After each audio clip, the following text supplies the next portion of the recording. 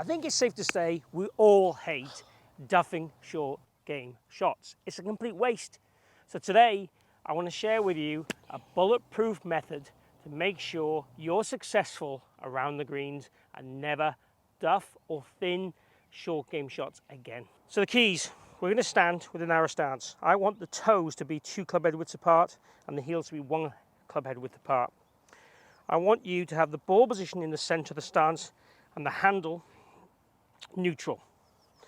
Now in the backswing we want to feel there's definitely some rotation, there's definitely some hip rotation.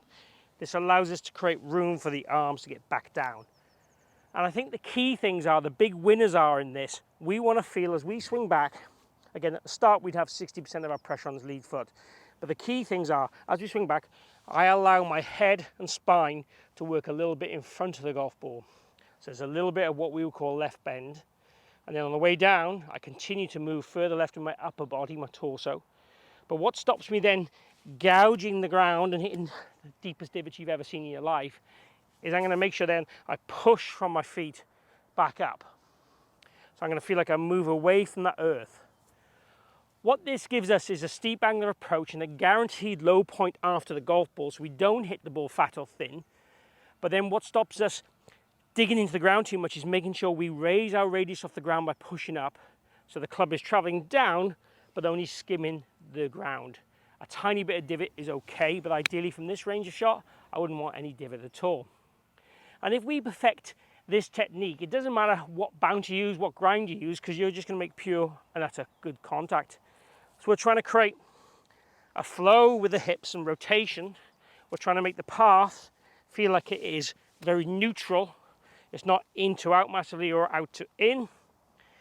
You can favour one or the other more so for certain shots for sure, but we definitely want to feel that we have space with our hip and our elbow. So the elbow works in tandem with the rib cage. So it's like a throwing action with the hand, but we're leaning left and pushing off the ground. So we're definitely going left, throwing. So one-handed shots like this, trying to feel like we're going to throw the club, but making sure the elbow never passes the center of our stance. So if I put my hand here, I never want that elbow to pass that location. And I certainly want to feel I'm left, and pulling up. I'm really feeling I'm extending as I go through the shot. Let's try a one-handed one.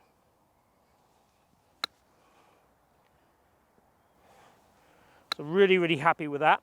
And what I would say to a lot of guys, if they're looking for the perfect technique, they would master that one-handed technique to get a feeling of the exact release that we would want for pitching.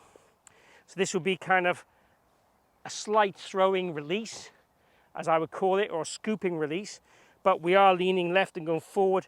So there's really, we still create that steep angular approach. Numbers wise, we're probably looking for me about 7 degrees hitting down on the golf ball from here, and that gives us the optimum to get the right contact and spin loft to get the right reaction on the green. Now depending on the ball you're using, the green, the wind, the conditions, you're not always going to get spin, but you're reducing the amount of roll is the key thing to look at. So with 2 hands on, the practice swings would look hip turn, lean left and push up. And try and marry the length of your swings. So if I'm going back to what I feel is hip high, try and go through to hip high. And for this length shot, that would be about right for me, I would say.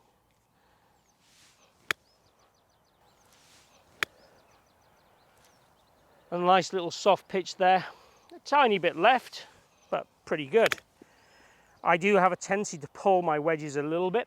These wedges, again, it's important. You do look at custom fitting at some stage with wedges. I know I talked, the technique isn't massively important for the grinds and stuff, but these wedges are slightly too upright for me. So therefore the heel will hit the ground a little first and the loft will aim left.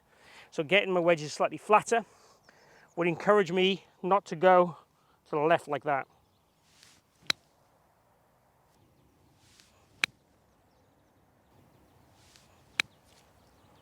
Give it a go if you want to be a successful pitcher and chipper and reduce your scores today.